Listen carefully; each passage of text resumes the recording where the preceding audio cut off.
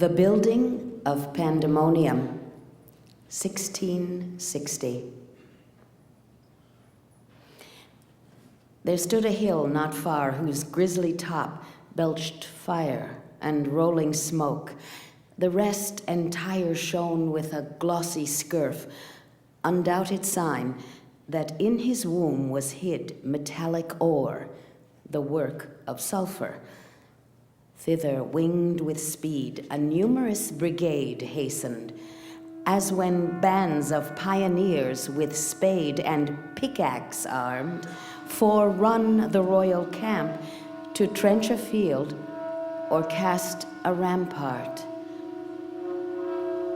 Mammon led them on. Mammon, the least erected spirit that fell from heaven. For even in heaven, his looks and thoughts were always downward bent, admiring more the riches of heaven's pavement, trodden gold, than aught divine or holy else enjoyed in vision beatific.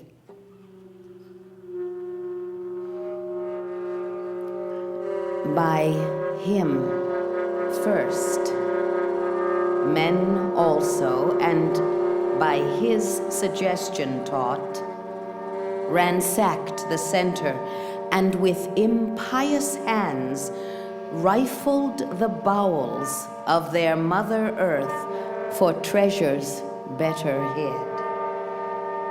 Soon had his crew opened into the hill a spacious wound and digged out ribs of gold.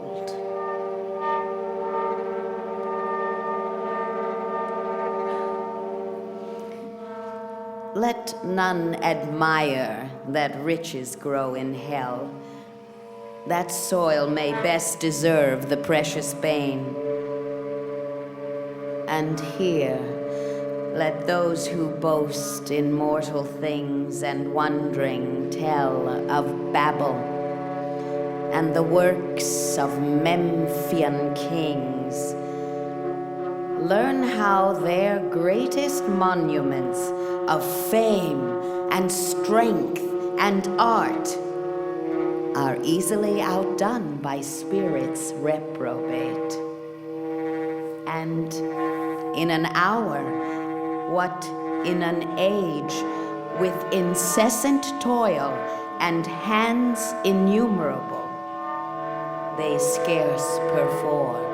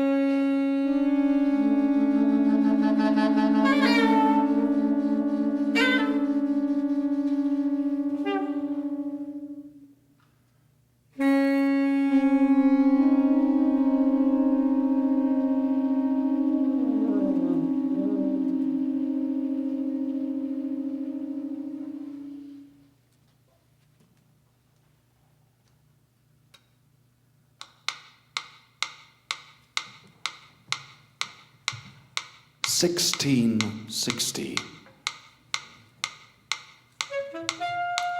Everyone that knew Sir Isaac, or have heard of him, recount the pregnancy of his parts when a boy, his strange inventions, and extraordinary inclination for mechanics. That instead of playing among the other boys when from school, he always busied himself in making knickknacks and models of wood in many kinds, for which purpose he had got little saws, hatchets, hammers, and all sorts of tools which he would use with great dexterity. In particular, they speak of his making a wooden clock. About this time, a new windmill was set up near Grantham in the way to Gunnerby, which is now demolished. Our lad's imitating spirit was soon excited, and by frequently prying into the fabric of it, as they were making it, he became master enough to make a very perfect model thereof, and it was said to be as clean and curious a piece of workmanship as the original.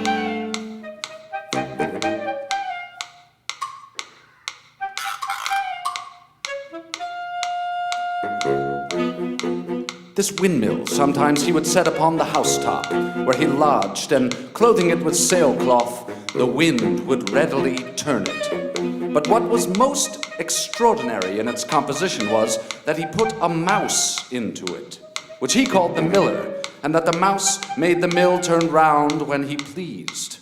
And he would joke, too, upon the miller eating the corn that was put in.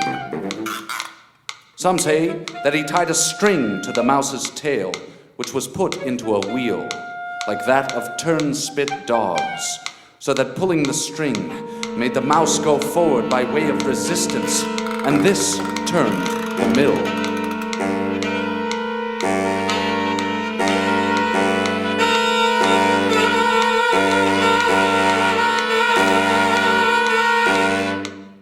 Others suppose there was some corn placed above the wheel. This, the mouse endeavoring to get to, made it turn.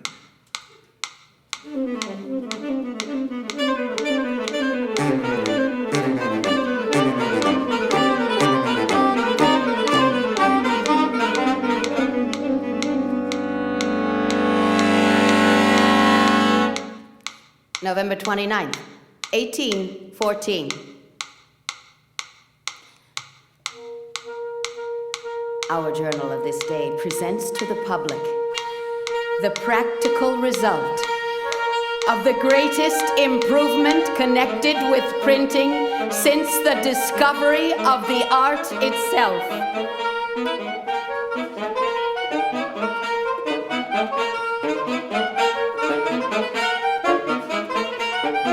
The reader of this paragraph now holds in his hand one of the many thousand impressions of the Times newspaper which were taken off last night by a mechanical apparatus.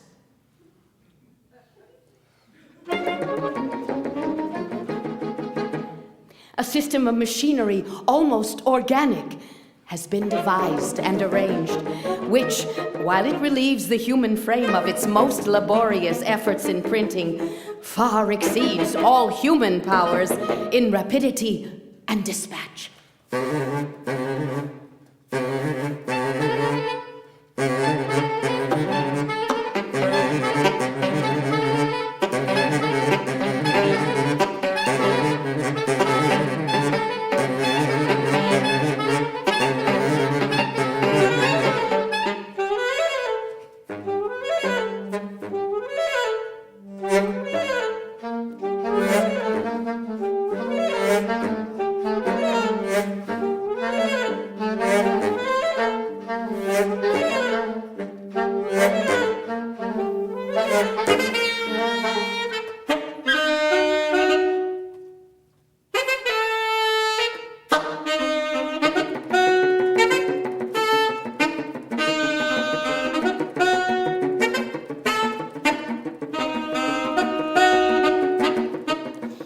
that the magnitude of the invention may be justly appreciated by its effects, we shall inform the public that after the letters are placed by the compositors and enclosed in what is called the form, little more remains for man to do than to attend upon and to watch this unconscious agent in its operations.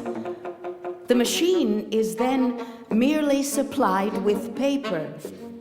Itself places the form, inks it, adjusts the paper to the form newly inked, stamps the sheet, and gives it forth to the hands of the attendant, at the same time withdrawing the form for a fresh coat of ink, which itself again distributes to meet the ensuing sheet now advancing for impression.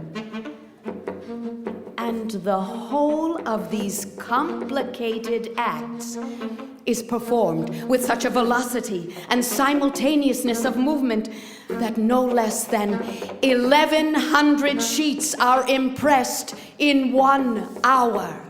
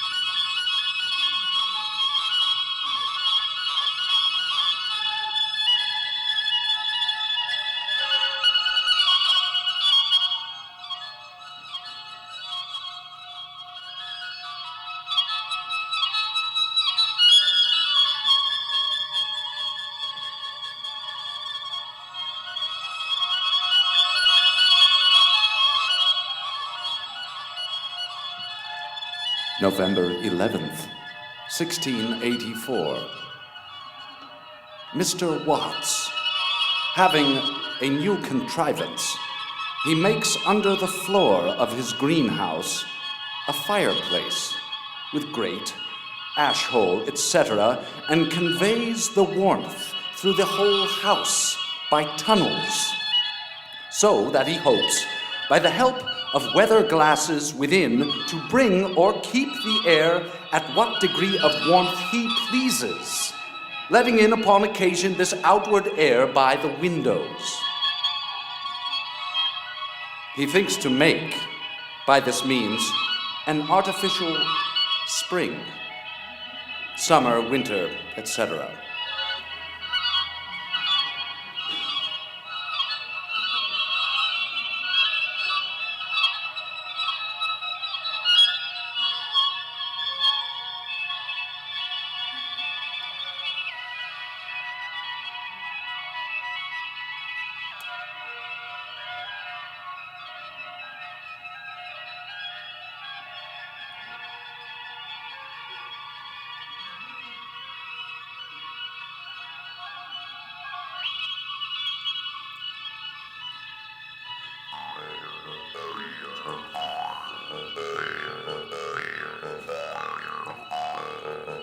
September 16th, 1784.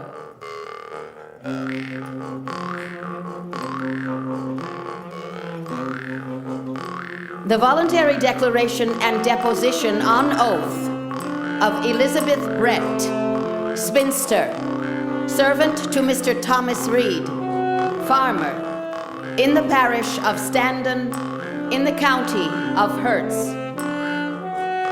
The deponent, on her oath, saith that on Wednesday, the 15th day of September, instant, between 4 and 5 o'clock in the afternoon, she, this deponent, being then at work in her master's brew house, heard an uncommon and loud noise, which, on attending to it, she conceived to be the sound of men singing as they returned from harvest home.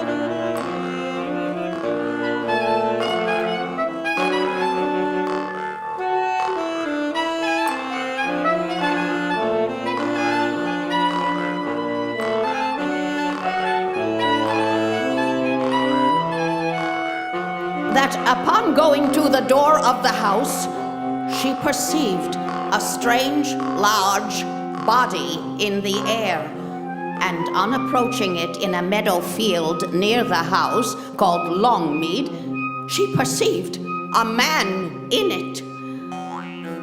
That the person in the machine, which she knew not what to make of, but which the person in it called an air balloon, called to her to take hold of the rope, which she did accordingly. That John Mills and George Phillips, laborers with said Mr. Thomas Reed, came up soon after, and being likewise requested to assist in holding the rope, both made their excuses. One of them, George Phillips, saying, "I'm too short." And John Mills saying, "I don't like it." That this deponent continued to hold the rope till some other harvest men came up, by whose assistance the machine was held down till the person got out of the machine.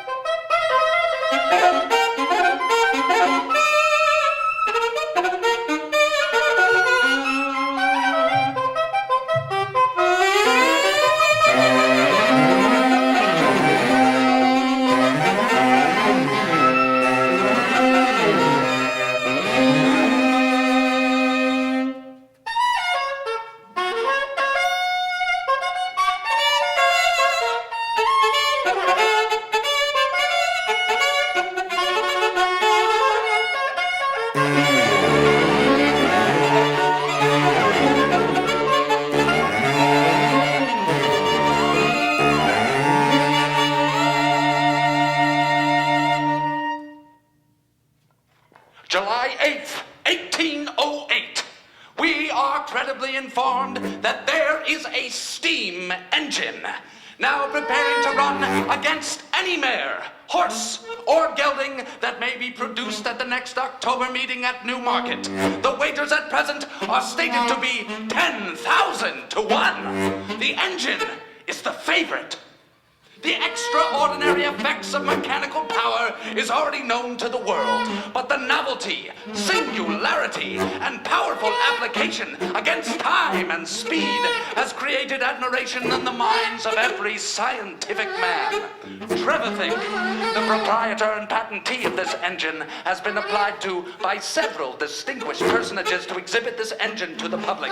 Prior to its being sent to Newmarket, we have not heard this gentleman's determination yet. Its greatest speed will be 20 miles in 1 hour, and its slowest rate will never be less than 15 miles.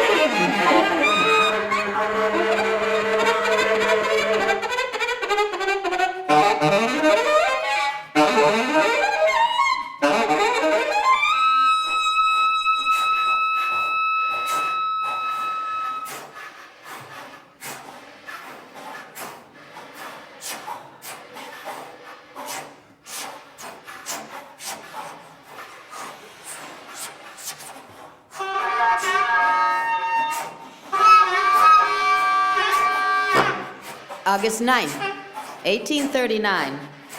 Spanked along the road to Liverpool. It is quite a just remark that the devil, if he traveled, would go by train.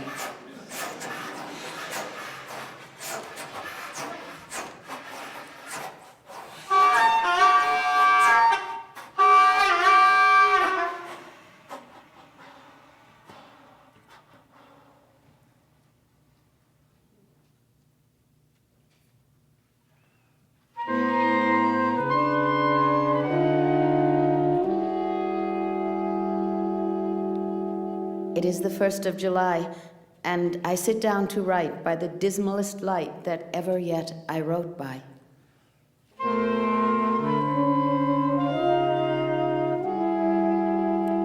Namely, the light of this midsummer morning in mid-England in the year 1871.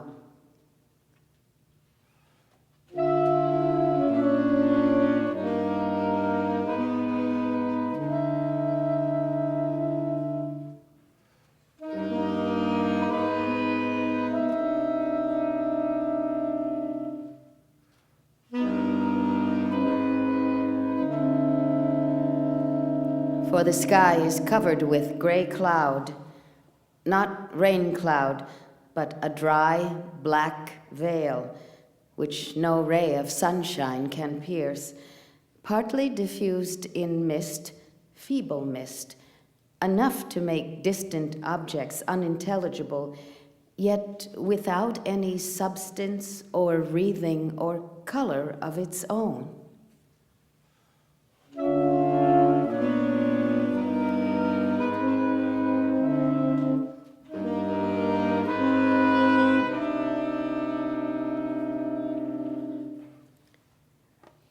Everywhere, the leaves of the trees are shaking fitfully, as they do before a thunderstorm, only not violently, but enough to show the passing to and fro of a strange, bitter, blighting wind. Dismal enough, had it been the first morning of its kind that summer had sent.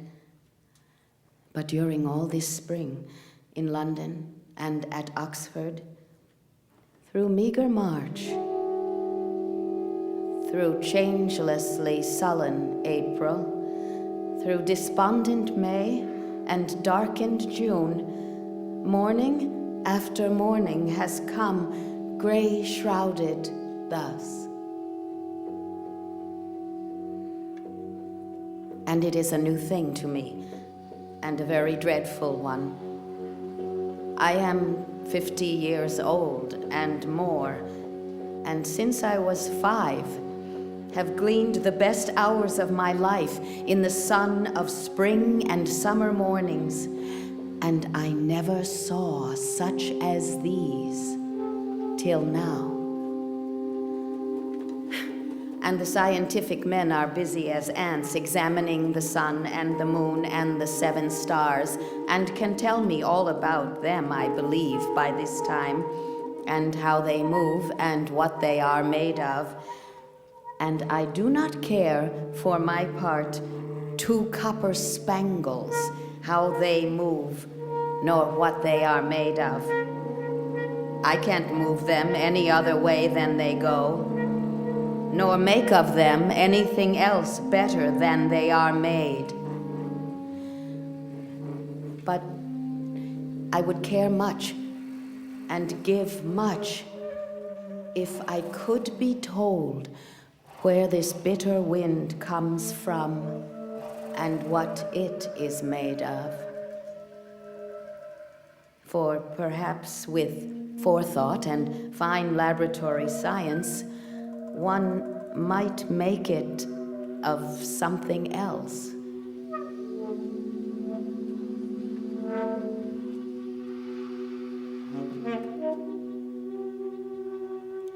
It looks partly as it were made of poisonous smoke. Very possibly it may. There are at least 200 furnace chimneys in a square of 2 miles on every side of me. But mere smoke would not blow to and fro in that wild way. It looks to me as if it were made of dead men's souls, such of them as are not gone yet where they have to go, and may be flitting hither and thither, doubting themselves of the fittest place for them.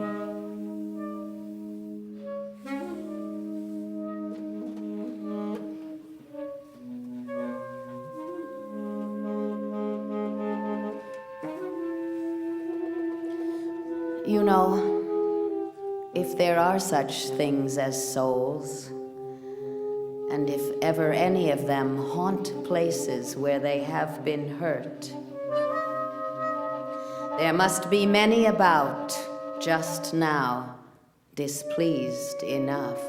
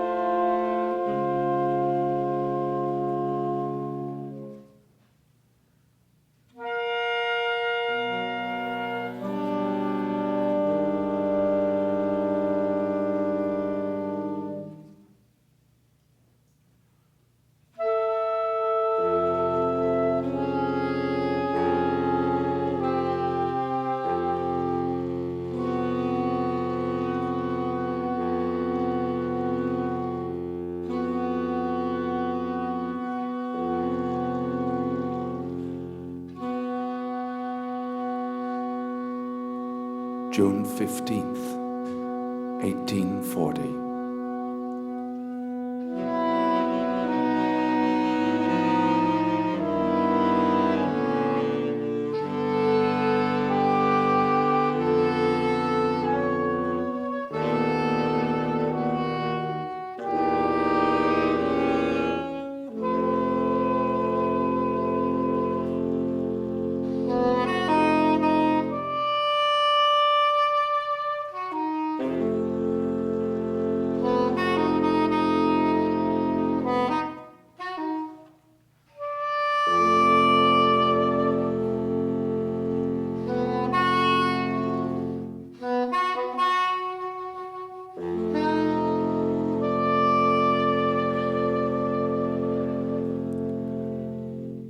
Except on compulsion, I go little into the town and call on nobody there.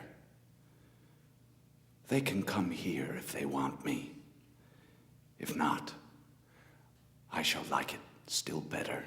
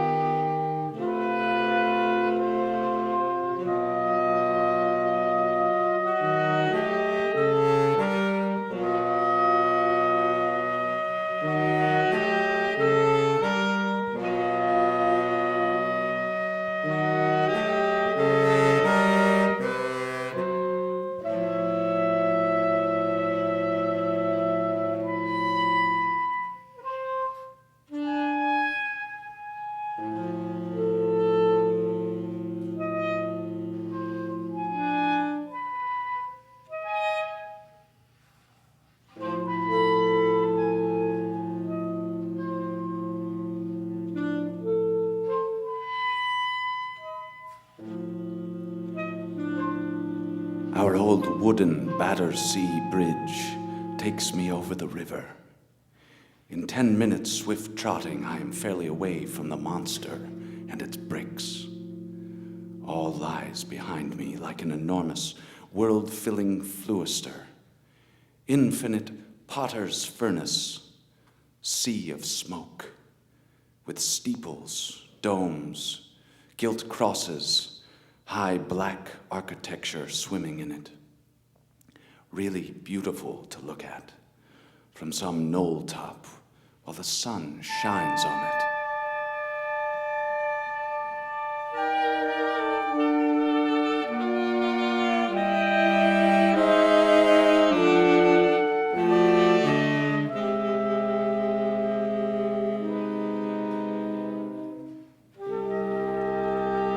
I ply away some half-dozen miles out. The monster is then quite buried, its smoke rising like a great dusky colored mountain melting into the infinite clear sky. All is green, musical, and bright.